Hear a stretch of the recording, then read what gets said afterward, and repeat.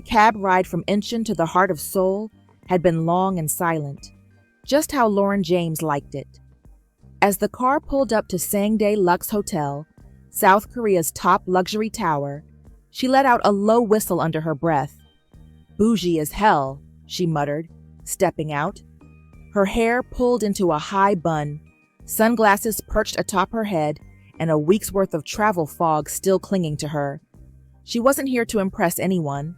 This was a reset, not a vacation, not an escape, a self-imposed pause. Inside the grand lobby, marble stretched like it had something to prove. The staff bowed low, gold trim gleamed, and yet, something about the place felt hollow, too polished.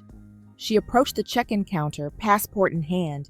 "Miss James," the clerk said after typing quickly, "there appears to be a system error. You've been upgraded. Skyline penthouse suite, 80th floor." Lauren frowned. "No offense, but I'm not upgrade worthy.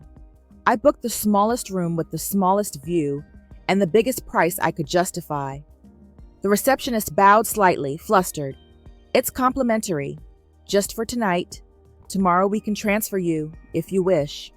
She sighed, too tired to argue. "Fine, but if y'all bill me for a golden bathtub, I will sue you with righteous Michigan fury." When she stepped off the private elevator onto the top floor, the hallway was too quiet. The door opened to reveal a suite the size of her old apartment, and just as empty. Everything was perfect. Too perfect. Muted grays, bare walls, no article, no scent, no warmth, and no mirrors. None. Not in the bathroom. Not above the sleek dresser. Not even a makeup mirror tucked away. Lauren blinked, turned in a slow circle. Who lives like this? A vampire with a minimalist Pinterest board? She opened drawers, empty. Shelves, decorative but untouched. Photo frames, blank. Not a single sign of a life lived here. She had just tossed her suitcase on the bed when the door clicked open behind her. She spun, startled. A man stood in the doorway, paused mid-step.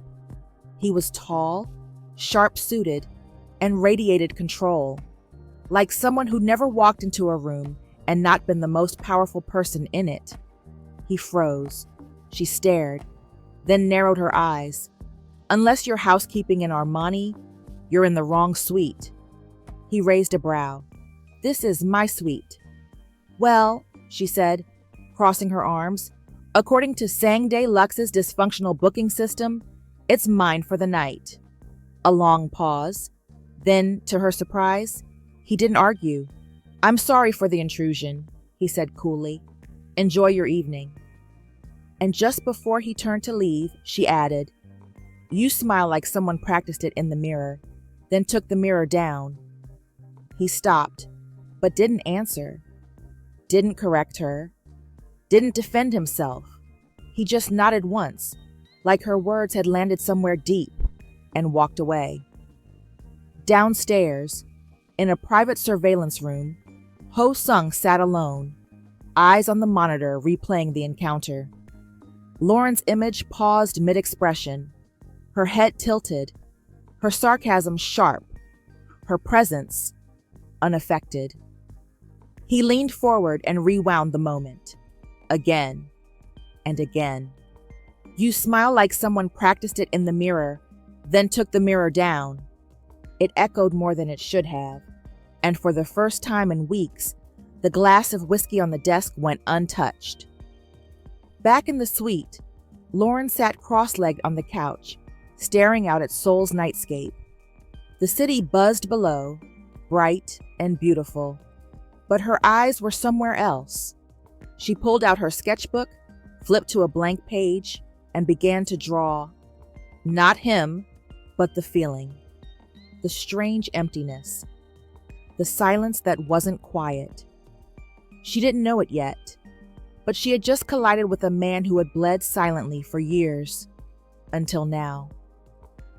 The next morning, Lauren awoke to golden light spilling across the couch. A quiet knock had come earlier. She opened it, assuming it was housekeeping. Now, on a service tray cart sat a delicate porcelain tea set, still warm, and beneath it, a folded card. Compliments of the house. Jasmine. No sugar. Management. Lauren frowned. She hadn't requested anything. She hadn't even filled out the preference card in her welcome folder. She lifted the teacup carefully, eyes narrowing as she glanced toward the door. Then, instinctively, she looked toward the corner ceiling camera. She spoke aloud, just in case someone was watching. Bit bold for a 5-star hotel, don't you think?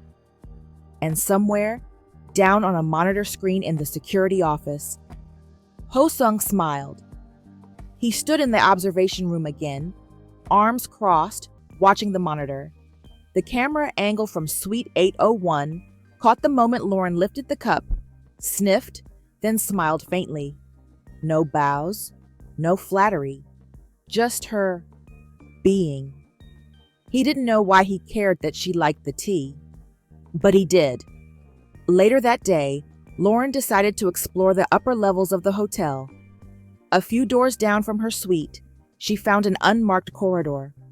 No signs, no access cards, just a hallway with tall doors and dim lighting.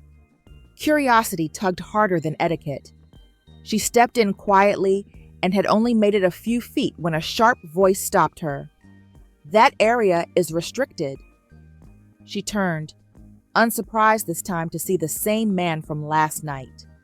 Tailored coat, stoic face, voice like marble polished too smooth. "Is it?" she said. "No signs, just vibes." He didn't smile.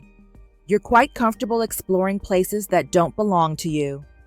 And you're quite comfortable assuming ownership over space with no name on the door," she countered. They stood in silence for a beat. Then she added more thoughtfully, "This whole hotel feels like a museum. No fingerprints, no personality, just elegance, staged." Still no smile, but the corner of his mouth almost moved. She walked past him, then stopped and turned back. "I'm Lauren," she said. "You don't have to keep lurking like a Bond villain." A pause. Then, finally, he said, "June?" A lie, but a clean one. She nodded. "Nice to meet you, June. You should tell the design team to add some soul to this place. People don't remember 5-star ratings. They remember warmth." With that, she walked away. And this time, he watched her go like someone who wasn't used to being left without the last word. That evening, Lauren paced her suite, unable to shake the eeriness she couldn't name. She passed the bathroom, still no mirror, walked by the dresser, just another empty frame. She stopped and finally opened one. No glass, no picture, just white cardboard inside a luxury border. "This is actually creepy," she muttered. "Who removes mirrors from a hotel suite?" She sat down and flipped open her sketchbook. Instead of scenery, she began sketching the absence. The stark space, the faceless frames, the strange man named June, with eyes full of everything he wouldn't say. She paused, and without realizing it, drew his eyes. Strong lines, angled brows, depth she didn't understand. She closed the sketchbook before she could think too hard about what it meant. The next morning, the tea returned. Same cup, same blend. But this time, tucked beneath the saucer was a postcard. It showed a hand-drawn sunset, soft orange melting into blue. On the back, no note, just a small pen mark, a dot. Deliberate, like someone wanted to speak but didn't know the language for it yet. Lauren stared at it for a long time, then whispered to the empty room, "You don't know me, but you're trying." She placed the card gently between the pages of her sketchbook, and for the first time since arriving in Seoul, she didn't feel entirely alone. Down in the security room, Ho-sung stood still, arms by his sides, watching the monitor again. The camera caught Lauren reaching for the tea, pausing and smiling at the postcard. No one had ever smiled at his silence before. She did, and somehow, in the stillness she left behind, he found his first breath of warmth in years. It became a ritual. Each morning, the tea would be waiting. Jasmine. No sugar. Just the way she liked it. Each morning, Lauren would pass through the quiet guest lounge near the elevators, an elegant space with a wide glass table, low chairs, and a view of the city. She'd left her sketchbook the night before. She didn't mean to start anything, but after the second morning, when her half-finished line drawing was replaced with a pressed magnolia petal, she realized someone was watching. Not to intrude, but to reply. No notes, no names, just presence. Another day, she found a brand new charcoal pencil tucked beside her spine of the book. One morning, her drawing of Seoul rooftops was joined by a few delicate, confident strokes, completing the skyline she hadn't finished. Still no name, but the silence between them had changed. It didn't feel empty anymore. It felt like someone had stayed. One morning, she lifted the teacup and found a folded square of thick paper tucked beneath. Unfolded, it revealed a miniature sketch, rough, confident strokes, of her silhouette standing by the window. Her, not fully detailed, not invasive, just seen. Lauren didn't know how to feel. A part of her wanted to roll her eyes. Another part, it softened. She whispered aloud, "You really don't know how to say things, so you draw them." That evening, as dusk colored the city in faded gold, Lauren took the elevator to the rooftop garden. She needed air, space, something not curated. She didn't expect to find him there. He stood by the railing, jacket folded over his arm, shirt sleeves rolled up, eyes trained on the horizon like he was waiting for a sign the world might still make sense. Lauren paused, quietly walked up. "You always walk like you're headed somewhere tragic," she said. He turned slowly, and something in his face didn't resist her this time. "Most of the time," he replied, "I am." She raised a brow, folding her arms. "That's a little dark, even for you." "Honest," he said, "not dark." They stood in silence for a moment. The wind curled softly between them, the hum of traffic far below. "Why do you come up here?" she asked. He tilted his head. "It's the only place in the building that doesn't echo." Lauren gave a soft laugh. "No offense, but you built a hotel that's basically a beautiful tomb." He didn't deny it. She turned to him, a little bolder now. "Why does it feel like you're always one step away from disappearing?" He looked at her, the kind of look that held weight. Then he replied, "Because it's easier to vanish on purpose than to risk being forgotten slowly." She went quiet. He continued, voice barely above the wind. "I used to think staying visible made me powerful, but truth is, being seen is terrifying, because once they see you, they know how to ruin you." They sat on a stone bench beneath the rooftop lanterns. No closeness, no touching, but no distance either.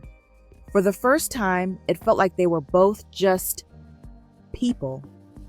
She looked down at her hands. "I left home because I didn't know who I was anymore.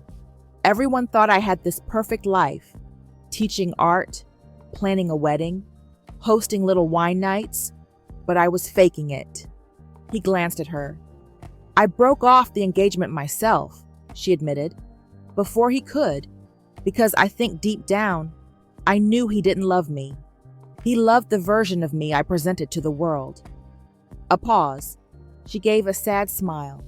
"Turns out, I didn't know me either." Ho-sung's eyes didn't waver. "What version do you think I see?" She blinked at the question. "I don't know," she said, "but for some reason, I don't feel like I have to pretend around you, which is weird considering I don't even know who you really are." He looked away at that. Because she did know. not the name, but the truth underneath. A man running from something he built. A man too afraid to exist in rooms filled with mirrors. That night, Lauren couldn't sleep.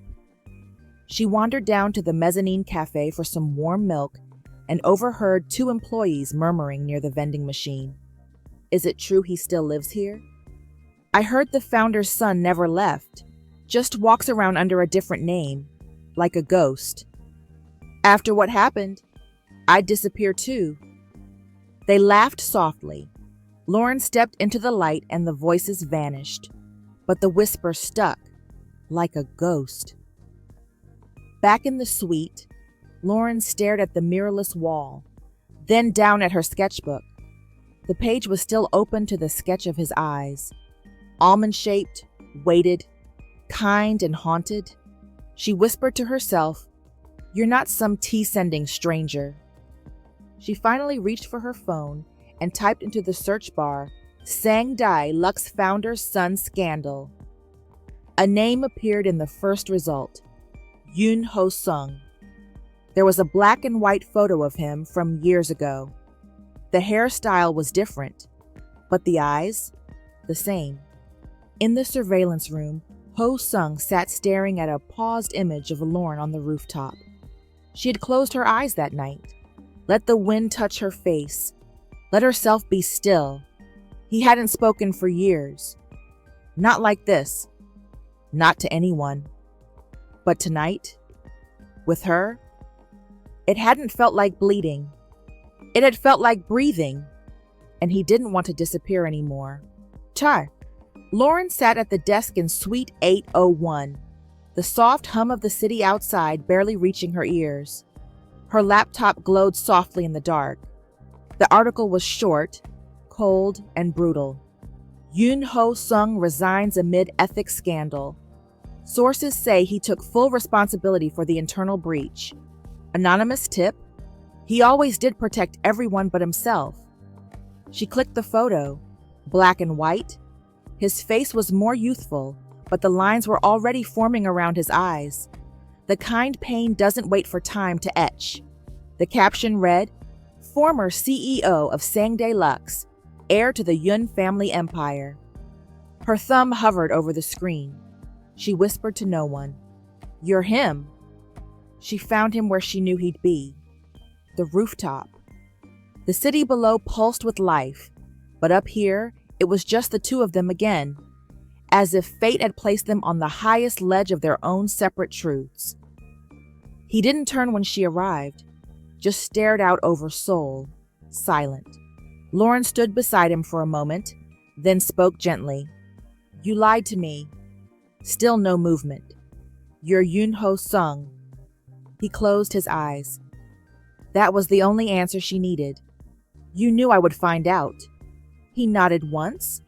"You let me talk to you like you were just a hotel ghost with good tea and bad eye contact." That made him smile briefly, but it faded. "I didn't lie to protect myself," he said softly. "I lied because the truth doesn't feel like it belongs to me anymore." She folded her arms, trying to contain the sting in her chest. "You don't get to erase yourself because of one headline," she said.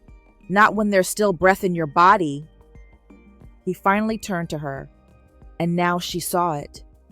All of it. The weight. The failure. The quiet punishment he'd assigned himself. "I built this empire," he said, "and watched it crumble because I trusted the wrong person. I took the blame. The media made me a villain. My board made me a liability. My father made me invisible." "Then why stay?" she asked. "Why not leave completely?" His voice came low. "Because this place is the only piece of my mother I have left." That hit like a piano chord. My father gave me his name. My mother gave me her vision. Every floor, every light, every window, she dreamed it. And if I left, it would have meant her dream ended with scandal. Lauren's breath hitched. He wasn't a ghost. He was a guardian, not of wealth, of memory. They stepped into the suite together. He walked her to the shelf lined with empty photo frames and picked one up. I removed them all, he said, after the board ousted me, after the staff stopped calling me by name, after Minjai. He stopped himself. Lauren waited. My best friend, he said eventually. He was the one who approved the payments, the one who caused the breach. But he had a newborn, a wife. I had a last name that could survive, so I let them use mine. He placed the frame down, but his hand trembled. I broke the last mirror that night. I couldn't look at myself. I didn't deserve to. Lauren stepped forward, reached for the frame, and instead of putting it back empty, she pulled a folded sketch from her bag, the one of his eyes. She slipped it inside and placed the frame upright on the table. You don't need forgiveness, she said. You need permission to live.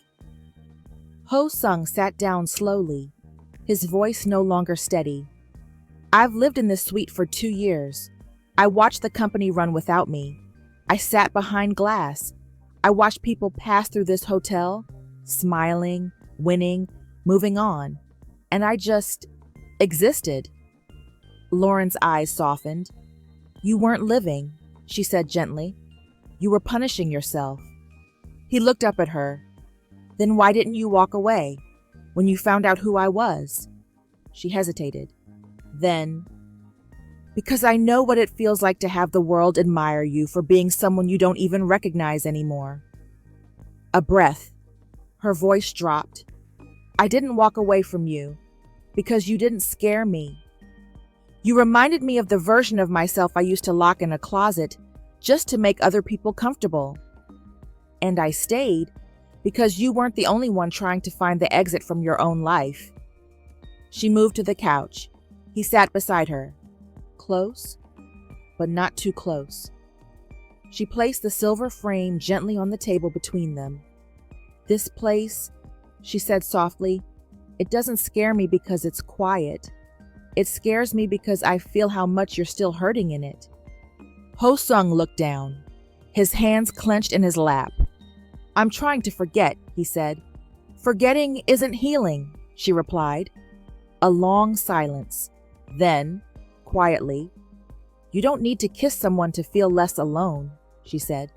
You just have to be willing to let them sit beside you and not leave. He turned toward her. Not an inch of space changed between them, but something inside him cracked open. Thank you, he said, for not treating me like a headline. She nodded once, tears stinging her eyes. And you're not a ghost, she whispered. You're just a man who hasn't figured out how to forgive himself. They didn't touch, but they sat there, watching the city together, side by side. Not as strangers, not as lovers, but as two wounded people sharing the same breath for once. Morning arrived soft and gray, like Seoul itself didn't want to push too hard. Ho Sung stepped into Suite 801 expecting the usual stillness. But something was different. On the coffee table facing the window stood the silver frame he'd once stripped bare. And inside it, her sketch of his eyes. Not perfect, not delicate, but human. And below it, written in her looping script on the back of the paper, "This is who I saw, even when you couldn't." He stared at it for a long time. He'd spent years removing reflections. Now here was one, made by someone who didn't flinch. He didn't go to the rooftop that night, didn't go to the garden, didn't answer her message, "Are we still pretending I'm just a guest?" Instead, he stayed in the boardroom office, reviewing documents he didn't need to review, surrounded by people who didn't ask questions. Because silence was easier than accountability, Lauren found him near the staff elevators the next day. No suit, just a gray shirt rolled to the elbows and a half-hearted attempt to blend in. She didn't say hello, just walked up and handed him a cup of jasmine tea. "I figured since you're skipping our rooftop therapy sessions, I'd bring the ritual to you." He took it, silent. "You saw the sketch," she said. He nodded. "I did." "And?" His voice was measured but weary. I don't know if I'm the man you drew. She stepped closer, but not too close. You never are. We're never who others see, but that doesn't mean we're not worth being seen. Later that evening, he returned to the rooftop. Lauren was already there, barefoot, seated on one of the wide stone benches with a plate of tuck rice cakes on her lap. She didn't look up. You're late. I was about to eat without you and tell security a raccoon had taken over your suite. He actually laughed. Not loudly, not perfectly, but real. The sound startled them both. She turned toward him, grinning. Is that legal in this building? He looked almost embarrassed. It's been a long time. What? Since you laughed? He nodded. Well, she said, handing him a piece of rice cake. You're out of practice, but there's hope. They sat side by side, the city lights humming below. He grew quiet. Then, I haven't attended a board meeting in 2 years. Not in person. I monitor from the security room. I let others speak for me. I hide behind emails and silence. Why? She asked gently. He looked down. Because if they don't see me, they don't have to remember what I let happen. She turned to him. You didn't let it happen. You carried it. It doesn't matter. The stain still feels like it's on my name. No, she said. It's on your memory of it. And that's something you can heal. He didn't respond. So she reached up, and for the first time since they met, gently touched his face. Just her palm on his cheek. Warm, solid, intentional. You don't have to be ashamed, she whispered. You survived. And for a long moment, he let her hand stay there. He leaned into it, softly, almost. Their eyes met, and the pull was there. Their foreheads nearly touched. But he pulled back, not coldly, not out of fear of her, but of himself. I don't want to bleed on you, he said, voice tight. She exhaled, not in frustration, but in understanding. I'm not asking you to bleed. I'm asking you to heal with me. He looked down, and she didn't push further. Some wounds weren't ready to be kissed. Yet. Back in the suite, Lauren opened her sketchbook to a new page. She drew 2 silhouettes, shoulders touching but not holding, the wind between them, not against them. And underneath, she wrote, Some people need mirrors. Some need mercy. You needed both. The zipper resisted.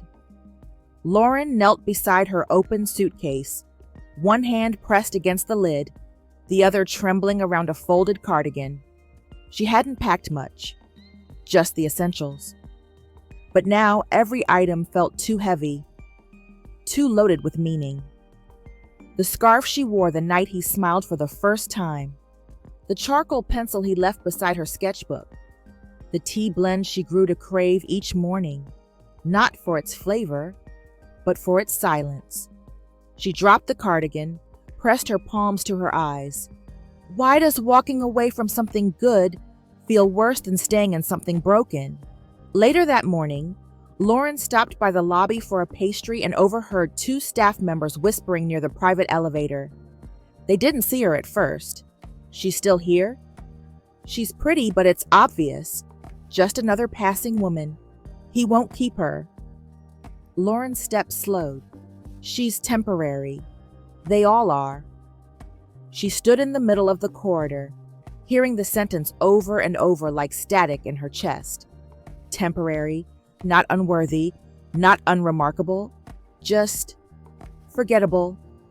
And somehow, that hurt the most. That evening, the rooftop was quiet again. The sky wore its softest version of blue, and the wind was gentle enough to listen to. Lauren waited, arms crossed, heart steady. Ho Sung appeared, as if summoned by breath. He didn't speak, so she did. I heard what they said about me. The staff? He stayed silent. She nodded. You don't need to say anything. They were right. Now his gaze lifted. But it's not their words that matter, she continued. It's your silence. He blinked, slowly. I've been here 3 weeks. You've opened up, slowly, carefully, but never completely. She stepped toward him. I don't want borrowed space in your hotel or your heart. Then her voice dropped, strong but trembling. So tell me, if I stay, do I get a room? Or do I get a place in your life? Ho-sung opened his mouth, closed it, looked down, looked at her, and said, nothing. Lauren exhaled slowly, not angry, just done. She nodded once. Thank you. He took a step forward. Lauren. But she shook her head. Not answering is the answer. The next morning, Suite 801 was clean again. The framed sketch remained, but everything else was gone. On the desk sat a note in Lauren's handwriting, folded with care. You let me see who you were behind the glass, but you never gave me a door to walk through. I didn't come here looking for a man to fix or rescue. I came to rest, to breathe, to find a quiet place to remember who I am. And I would have shared that space with you, if you'd let me. But love doesn't wait in the hallway forever. Maybe one day you'll come out. Not because someone begged you to, but because you're ready to be whole again. Lauren. Beside it sat her teacup, washed, empty, and turned upside down. Ho-sung walked into the room and stopped at the threshold. She was gone, but the silence she left behind, it was not the kind that covered pain. It was the kind that dared him to change, to speak, to finally step beyond the glass. The first thing he noticed was the absence of her voice. The second, the mirror. It sat alone on the coffee table, the silver frame glinting in morning light. Inside it, still, was the sketch of his eyes. He knelt beside it. He hadn't cried when the media broke him. He hadn't cried when his best friend betrayed him. He hadn't cried when his father told him he was no longer an asset to the Yoon name. But now, kneeling in a room that once felt like a coffin, staring into a version of himself Lauren had drawn with tenderness, instead of judgment, Ho-sung wept, quietly, freely, for the first time in years. 2 weeks later, the executives of Sangdae Lux sat around the long mahogany table, bored, cautious, restless. The seat at the head of the table had remained empty for 2 years. Symbolic, a warning, a shadow. Until now, the elevator opened. He walked in, not in a suit made to intimidate. Just a clean black shirt, rolled sleeves, no tie. He said nothing for several seconds. Then finally, it's time I stopped watching this place from behind glass. They stared. From now on, I attend in person. You'll see me. I'll speak. A silence stretched. One board member cleared his throat. Mr. Yun, are you officially returning as acting CEO? Ho-sung nodded once. I'm not here to reclaim control. I'm here to reclaim my name. Another voice. And your silence all this time? He looked up. Silence was never surrender. It was shame. But shame never built anything that lasted. Later that week, contractors arrived on the 80th floor, but the white walls were painted over. The shadows were replaced by soft amber light. A single mirror was installed, not grand, but present. And on the table beside it, Lauren's sketch remained. Unframed, quiet, real. No plaque, no name. Just one man, slowly returning to himself, in the space where silence used to be king. In Michigan, Lauren returned home to a winter afternoon. Cold, gray, unassuming. She wasn't expecting the package. It was small, carefully wrapped. No return name, just to the woman who stayed, even when I hadn't invited her to. Inside the box, she found a folded letter on Sangday Lux stationery, a one-way first-class plane ticket to Seoul. Her hands trembled slightly as she unfolded the note. Lauren, I built an empire to be admired. Then I disappeared inside it. But you walked in, looked around, and didn't ask for keys or permission. You just saw me. You spoke when others watched. You stayed when I stayed silent. You left when I couldn't answer the only question that mattered. I'm answering it now. You were never just a guest in my suite. You were the first real thing that ever walked through these walls. If you're still willing, come see what I've started to build. Not just a hotel, a life with light, warmth, and room for you. Ho Sung. There were no cameras waiting when Lauren stepped off the plane. No press, no flowers, just soul. Still gray, still humming. The driver picked her up, said little, drove quietly. Not to the main entrance, not to the top floor like last time, to a quieter lobby, a side elevator, a room that hadn't changed on paper, but felt different the moment she stepped in. Suite 801. The lights were warmer now. The sterile white walls were gone. A tall mirror stood in the corner, unadorned, simple. Her old sketch had been reframed, but not exalted, just seen. The table had 2 teacups and a familiar scent of jasmine. No plaque, no performance, just space and a man waiting on the rooftop. Not because he expected her to come, but because this time he was finally ready to be seen. The rooftop was almost empty. Just a few soft garden lights swaying in the breeze. The same view of the city, but gentler somehow, like it had exhaled with him. Ho Sung stood near the railing, hands in his coat pockets, shoulders relaxed but uncertain. He hadn't known if she would come. He hadn't planned a speech. He didn't need to. The rooftop door clicked open behind him. Lauren stepped out. Same woman, same stride, different quiet. They stood facing each other for a long moment. No rush, no firework music, just presence. Ho Sung spoke first. I didn't know if you'd read the letter. Lauren nodded once. I did. Another pause. I wasn't expecting you to answer it, he added. She tilted her head, arms still folded across her chest. I wasn't sure I would. I almost didn't. He looked down. I wouldn't have blamed you. A gust of wind moved between them. Lauren stepped closer, slowly.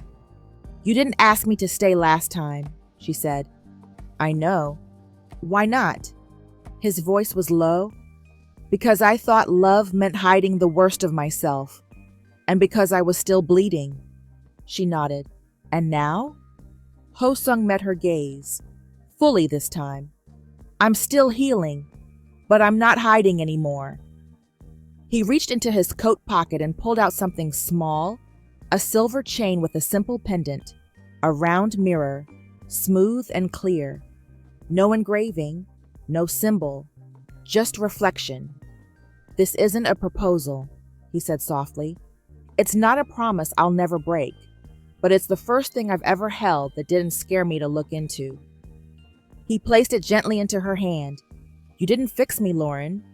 You just stood close enough that I finally wanted to do it myself. Lauren stared down at the pendant, the city lights catching in its glass, then back up at him. And if I stay, she asked, what am I walking into? His reply was simple, a story with no curtain, no script, just 2 people, and room for all the light we buried. She smiled. No suite named after me? He chuckled. Real laugh. Not yet. She stepped forward, close now, their shadows merging under the rooftop light. Then let's build something that doesn't need naming, she whispered.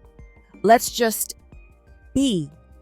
He nodded, and this time, when she reached for his hand, he didn't flinch. 1 week later, sunlight spilled across the floor of Suite 801. Warm, not sterile.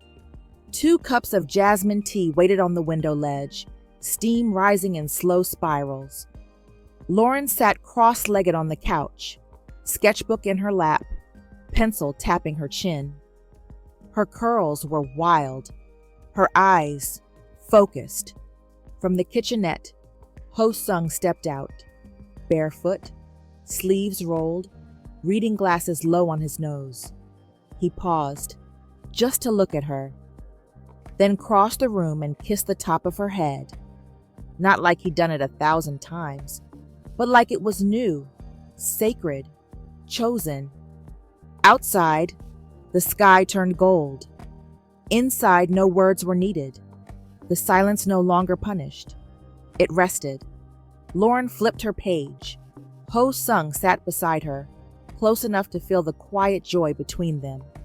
No mirrors needed, no curtain drawn, just one room, 2 cups, and the slow, steady beginning of a life that didn't hide anymore. He bled silently until she walked in, and he chose to heal. The end.